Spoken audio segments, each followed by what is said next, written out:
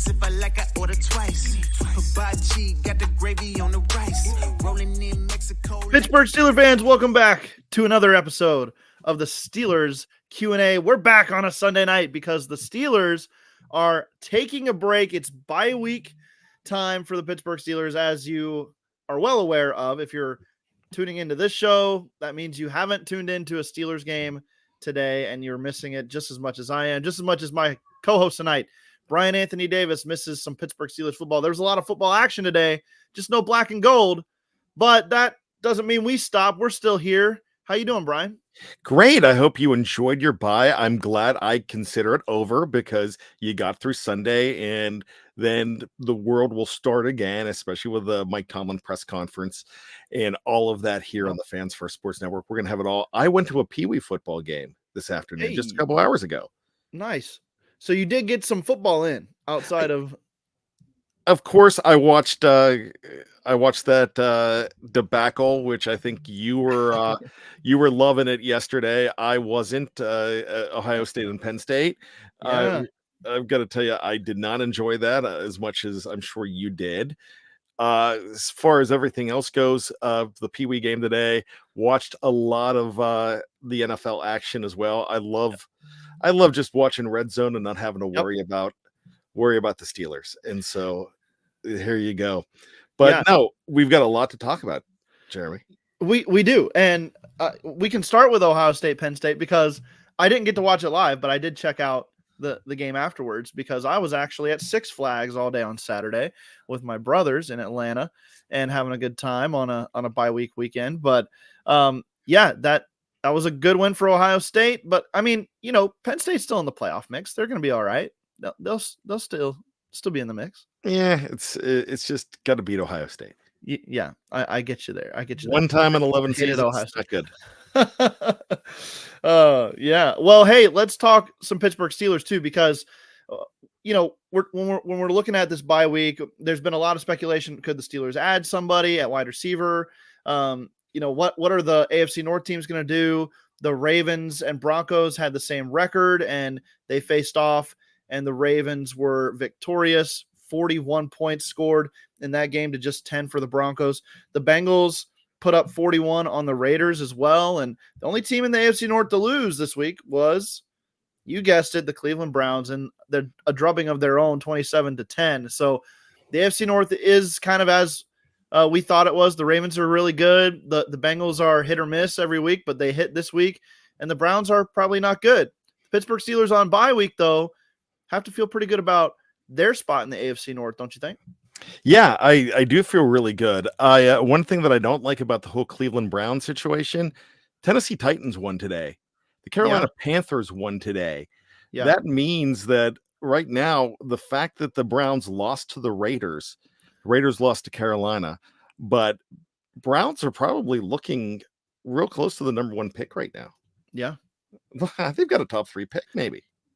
They could, and they need it. It sounds like at quarterback again, of all things. And man, I couldn't imagine being a fan of that. Well, I could imagine being a fan of that franchise because I'm married to a fan of that franchise, and every week is another reason to turn the TV off early. It seems like for my poor wife and her Browns. But for the Steelers, though, I'm telling you, there's a lot to be excited about. And I think with the whole division schedule ahead of us, we're looking at a team that has a chance to really separate themselves, or in worst case scenario, fall back to the pack a little bit with all of these games coming up. How do you feel about this run that the Steelers are about to have to go on here, starting with Washington, but after that, it gets hard and heavy into the division with 4 straight?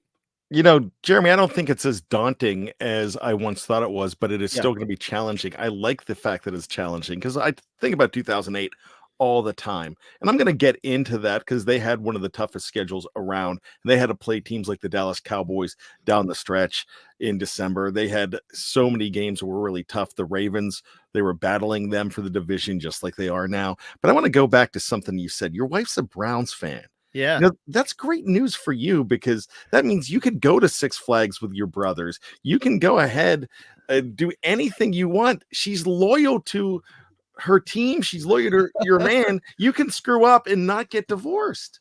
That's right.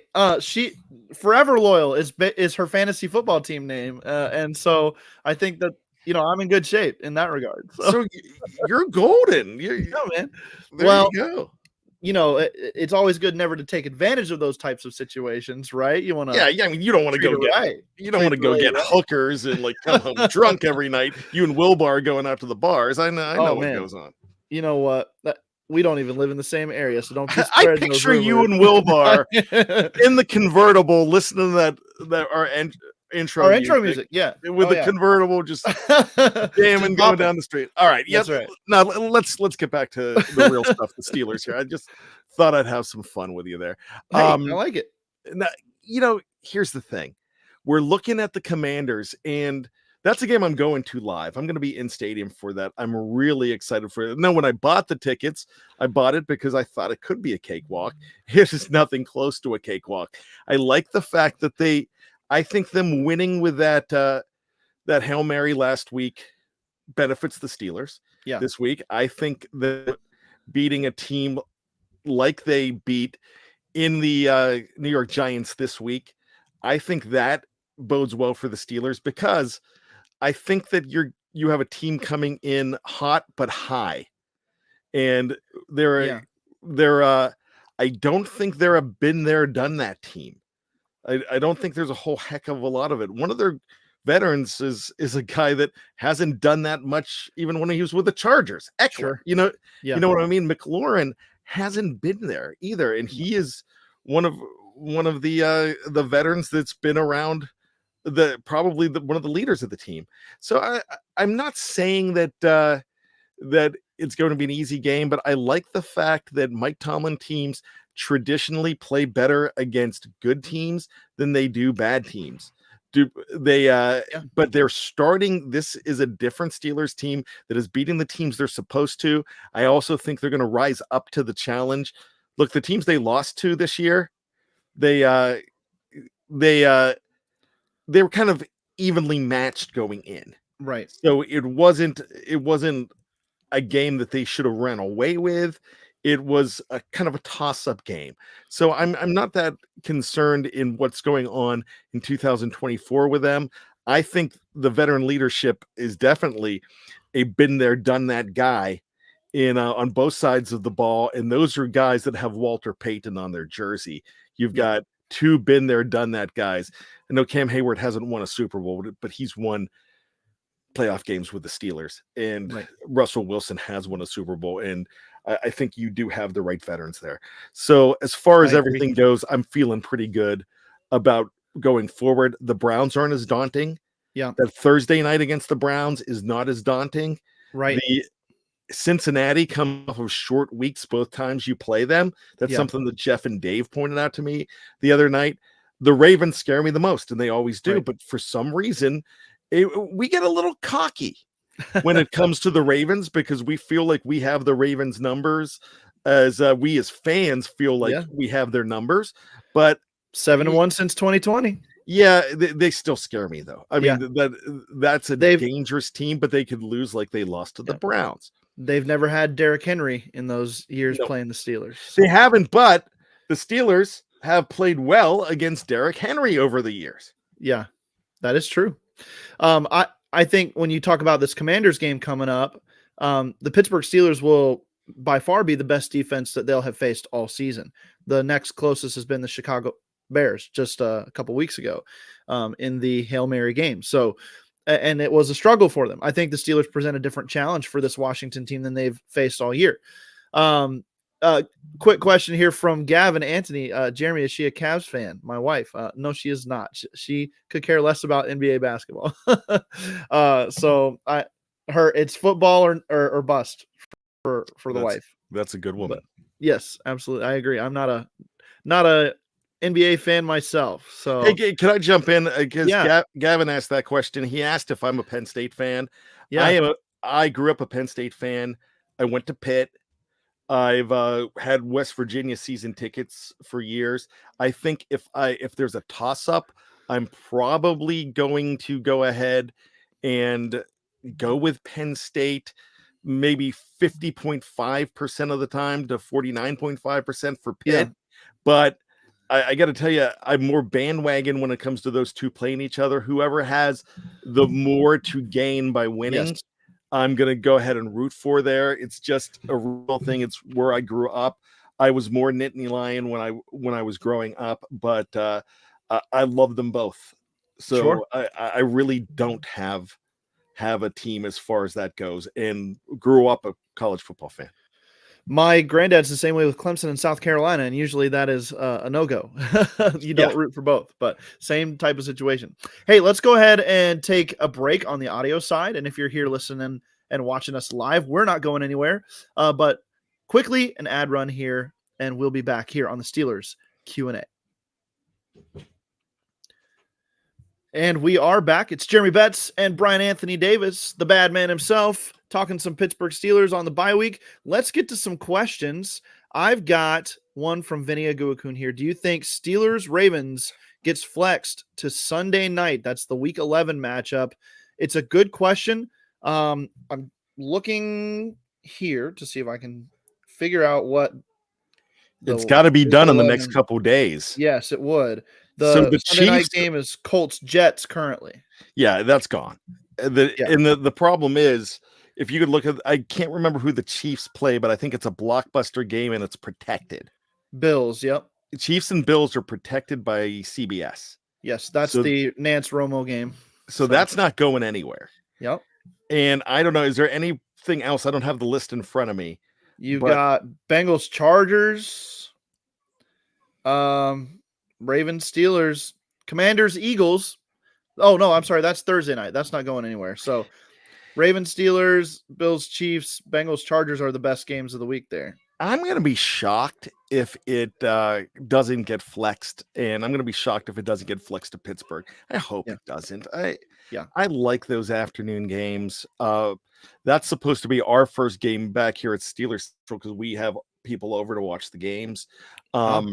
So that's supposed to be our first game back in a long time since there hasn't been a 1 o'clock or a 4 o'clock game for a while. So I hope not. But if you're NBC, you want that game because this is when we grew up. Let's talk.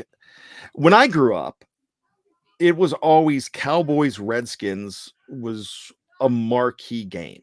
Right. It seemed like that was always the big one. And then in the 90s, it was the 49ers Cowboys for a while, even though they weren't divisional, but they played a lot. Right now, I'm thinking that Steelers Ravens are the equivalent of what it was for many a year, Red Sox Yankees.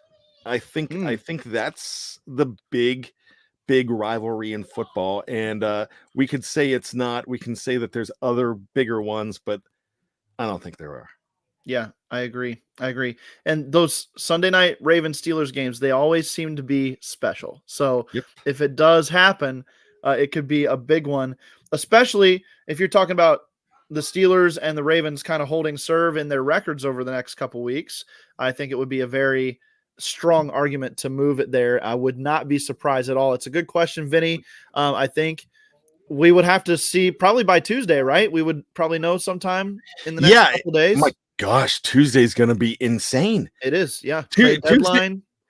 A little thing called an election. What's that? I haven't heard anything about that. there happens to be that's a big matchup coming up. I'm not talking politics. I'm just saying that's gonna be a big news day, and then you have the trade deadline on top of it, and NBC's gonna have to. I think they're gonna have to make a decision this week because you have to do it at least 2 weeks in advance. They've already made a flex decision already. So I'm not sure what they're going to go with. I mean, I could go ahead and say Bengals Chargers is not a bad look. I mean, I would have no problem with that in prime time, but I think it's going to happen. Steelers and Ravens. Yeah, I do too. I really do. All right, let's go to a question from Thomas Riley. Well, it's not a question, it's a statement, but I think this is something we should talk about, Brian. Steelers should have some returning players this week. The cavalry is coming back. You've got a few players. Nick Herbig should be back. You've got Zach Frazier, who should be back. Cordero Patterson should be back. Tell me if I'm missing anybody. I don't think you are. I think KZ's been back, but Corey Trice is a guy I'm looking at too. I think he's going to be eligible pretty soon as well. Cam Sutton. Cam for Sutton different will reasons. be back. Yep. For different reasons. Yeah, he is off suspension. He will be back. And the great thing about that is you've got Beanie Bishop going. You have the luxury of those guys being able to battle in practice. Right. But knowing that you have a lot of depth. My gosh, you have more depth in that secondary that you've had a long time, and we didn't even think that at the beginning of this season. So that's exciting. Herbig for me is huge. Yes, because here's the thing: Highsmith is amazing, and he has done some great things, especially with Herbig out. But he was a hair off when it came to sacking the quarterback last week. And even though they won and he did great things, he still had 2 sacks. But the guy could have had 4. That's how close. I mean, the quarterback hits were amazing. The speed of Herbig helps too. Now, the bulk of Highsmith helps, but having that third guy in there to even help spell, there's so many things. And every once in a while you see those 3 guys on the field at the same time.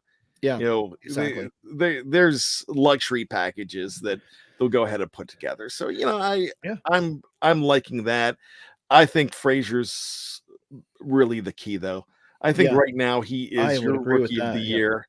You could look at West Virginia for 2 possible rookies of the year, but come on, it's Frazier, and it's sure. I mean, Peyton Wilson's had a good run this year as well, but Frazier has really changed the fortunes of this team. And to think that they went 2.5 weeks without him and survived, that is fantastic as well. Yeah, it really is. Checking some comments here. Let's go with a college football question here from Vinny Aguakun. Caleb Downs, safety for the Ohio State Buckeyes, got compared to Troy Polamalu yesterday and to Minka at one point. Do you agree? This one's directed at me. I am going to hold off those comparisons for now. He's a good player. He's very instinctive, but he does not have the range of a Polamalu, in my opinion. And he has a few more inconsistencies in his game than Minka did. He's not nearly as versatile either. He's going to be locked into more of a strong safety or high safety position. So he's a good player. He's going to be a great pro, I think. But the early comparisons to Steelers greats is a little premature, in my opinion. And then piggybacking off of this, Brian, and this is one we can get into together. Will we finally see turnover Minka Ball? I think he's played solid this year, but people that don't watch film will tell you he's washed, which is ridiculous. How do you feel about Minka Ball this year so far? Minka's doing what Minka's supposed to be doing. Deshaun Elliott has allowed Minka to do the dirty work this year. I don't think Minka Fitzpatrick is even close to being washed up. He just doesn't have the splash plays. He doesn't have the big turnovers that you expect out of him.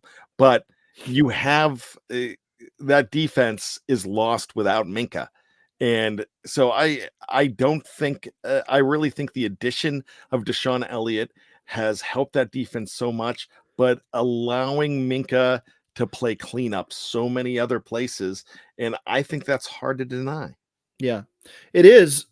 I definitely would love to see more splash, right? You would love to see more splash. You see what the Falcons are getting out of Jesse Bates, and he's having a special season. It's incredible. You see what the Ravens get out of Kyle Hamilton at times, and you'd like to see a little bit more splash from Minka, but you're right. He is kind of settled into like a glue piece on the back end, and without him, it would kind of crumble.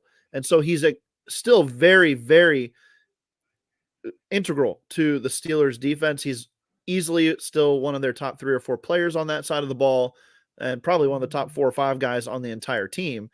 But yeah, I think, he's doing what he's being asked to do. It just isn't coming with as much splash. So I have called him out. I'd like to see some splash. Who am I to call out Minka Fitzpatrick? I know, but I would love to see some more splash out of him. He hasn't had a turnover or a takeaway, excuse me, since week 17 of 2022. Varying reasons for that: injuries last year, avoidance from opposing teams, but some of it is that he's just not making the plays sometimes, or maybe overrunning, maybe a little overconfident. I don't know what it is, but I still think he is playing pretty well. And as Afton mentions here, we're getting splash elsewhere, though. That is correct. It is a team game, and they are playing together as a unit. Hey, look, we got another Brian in the chat. This one's spelled a little different. Brian Z says, do you think the bigger weakness on the Steelers for the trade deadline would be wide receiver 2 or to replace / put a fire under number 77? What are we thinking on this one, Brian? This is a good question, but I think we know which way we're going here, right? Yeah, look, you cannot – anybody that you're bringing in on the offensive line right now is not going to be putting a fire under number 77. I just don't think that's possible. Now, I think that the wide receiver 2 is still a very important thing.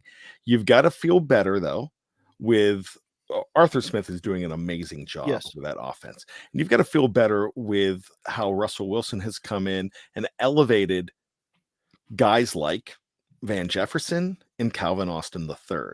Yeah. But one thing that is getting lost in the shuffle here, and everybody's worried about keeping up with the Joneses, I'm worried about keeping up with the defensive backs, because right now, it looks like the Baltimore Ravens and the Kansas City Chiefs are looking hard at bringing in corners and defensive backs. There's a safety that they're being linked to. Buda Baker is the Kansas City Chiefs right now. They're being linked to a few defensive backs, and they're looking, and that's a good defense. Yeah, already is a really good defense. Yep. Baltimore is looking at defensive backs as well. So I think that's one of the reasons you need to go ahead and bring in another wide receiver, not because other teams are bringing in wide receivers. It's like the age-old thing. Quarterbacks never take on quarterbacks. When the Raiders play the Steelers, it's not Mason Crosby. It's not Max Crosby against TJ Watt. It's but it's a defensive back against a wide receiver. Right. One thing that I love that Chris Collinsworth said when we watched that first Davante Adams game against the Steelers, he was like, look what Davante Adams' presence is doing for Adam Lazard, who Adams out, but look what it did for Mike Williams. Look what it did for Garrett Wilson. I mean, Garrett Wilson is on a tear right now. He is. It absolutely changed the ball game for him. It really did. And it could change the ball game for Pickens too. But I think we can sit back and say that we're getting better play out of these guys in the last few weeks, the guys on the roster, to where is it the end of the world if they don't land a receiver? I don't think so, but you definitely want to upgrade if you can, I think. I think it's a missed opportunity if they don't. Yeah. How did you feel about the Christian Kirk story where they basically had a deal in place, and then it because he hurt his collarbone, that did not go through? Did you see that report from ESPN? I knew that they were looking at it. I did not know that a deal was in place for Christian Kirk. They were finalizing a deal. It is what Adam Schefter said, that they were finalizing a deal, but he broke his collarbone in that Sunday's game, and that sent it off the table. So very unfortunate for the Steelers, because they have been working on this, and it just seems like they're getting turned around at every turn. But let's get one more question in here before we start to wrap things up. Afton Forehead asks, will someone else get the green dot the back half of the season? This is a good question. I think that the Patrick Queen chatter is that he hasn't been playing very well. I think he's been better than he's being tagged as having played, but still there's some things left to be desired there. How do you feel about the green dot? going to somebody else? Do you think that Patrick Queen has lived up to the contract the Steelers gave him? What's your thoughts on that whole situation? I think the Patrick Queen signing was absolutely critical to this team, and Yeah. it was a great signing. So look, I don't care if you disagree with me on this and you want to tell me that Patrick Queen sucks. He doesn't. He is a godsend for this team. He really is. The guy goes sideline to sideline. He does a lot of the dirty work too. The green dot is, I mean, he's a smart enough player too. Now, for all of those Ravens fans that, well, you're not getting a good player because he wasn't anything until Roquan Smith came along. Guess what? The Ravens would love to have him back right now because to make Roquan Smith better, because Roquan Smith misses Patrick Queen. So I think he's playing. I think he's doing exactly what you wanted out of the guy. I think a Landon Roberts is having a fantastic season as well. And they're not splashy, but they're dirty work players. You've got a lot of dirty work players on this defense. And just because they don't have the stats that you think everybody should have, you need guys to pick it up. Look at the tackles Patrick Queen has. I think he's leading the team in tackles. Right now it's Deshaun Elliott, actually. Okay, then he's second. He's close. Yep. So I agree. I think he's fitting in better as the season goes as well. And he does do a lot for a guy like Peyton Wilson and a Landon Roberts to shoot gaps. And I think he is playing well as the sideline to sideline guy and in coverage. So yeah, I don't have any problem with what he has brought to the team so far. And, that contract wasn't bad either. It wasn't like it was a break the bank contract for an inside linebacker. So if you dive into the details of it, they have outs as soon as the end of this year if they wanted to get out of it, and it wouldn't kill them salary cap wise. So not saying they will want to, not saying they should, but just keep in mind that it wasn't as big a contract as maybe it seemed at the time. The Steelers are getting good play out of him. And really the whole defense is just playing well as a unit. And that is all you can ask for. I do hope we see a little bit more creativity after the bye week. And we saw some of that with TJ Watt moving around the formation a little bit this last week and making some splash from that. I think they'll continue to improve in that area. Brian, any final thoughts as we wrap up this bye week Steelers Q&A? I have a final question, and I'm going to propose a question to you, Jeremy Betz. I love it. Bring it on. All right. We're hearing names like Cortland Sutton. You talked about, of course, Christian Kirk, who's off the table because he's out. We're hearing Darius Slayton, which a lot of people would like him. Mike Williams. People would go ahead and take it. Steelers fans were yelling at Mike Williams, saying, "Hey, we'll see you in black and gold next week." I'm going to throw a wild card in there. Okay. Devontae Adams. Oh, yeah? I'm going to throw the Jets are 2-7. Well, they won on Thursday. Yeah. They're 3-6 on Thursday. Yeah. I could actually see that happening. I could actually see them trading him as well. Double trade. So yeah, I'm not saying that he's actually going to the Pittsburgh Steelers, but I mean, if you're the New York Jets and you saw the way things are going, wouldn't you say, "Hey, we'll throw him up on the block"? Yeah, I would think so. Another name I'll throw out there is Kendrick Bourne from the New England Patriots. They just lost to the Tennessee Titans today. That doesn't look good. They're on track for an early pick. So he could be somebody that the Steelers could keep an eye on as well. He has wide receiver 2 upside. I don't know if he's as clearly a wide receiver 2 as some of these other guys we've been talking about, but it is a potential option. I would love it if Devontae Adams ended up in Pittsburgh after all of this. That would just be the craziest story of the year, potentially. And I'll give you one more. If they don't do anything, if the Steelers don't do anything, Cordero Patterson might see more action as a wideout. As a receiver, sure. And I think Calvin Austin will continue to improve as the season progresses as well. That's going to do it for us here on this edition of the Steelers Q&A. We appreciate all of you tuning in live. Brian's a busy man tonight. We're going to get going, but I appreciate you coming on, Brian, and always a good time. Tune in next week for the Steelers Q&A. It'll be back at its regular time slot on Thursday after the preview with Brian, Jeff, and Dave. So tune in and have a long evening with us on Thursday this next week as the Steelers prep for a big matchup against the Washington Commanders. We'll talk to you next time, Steeler Nation. Have a good one.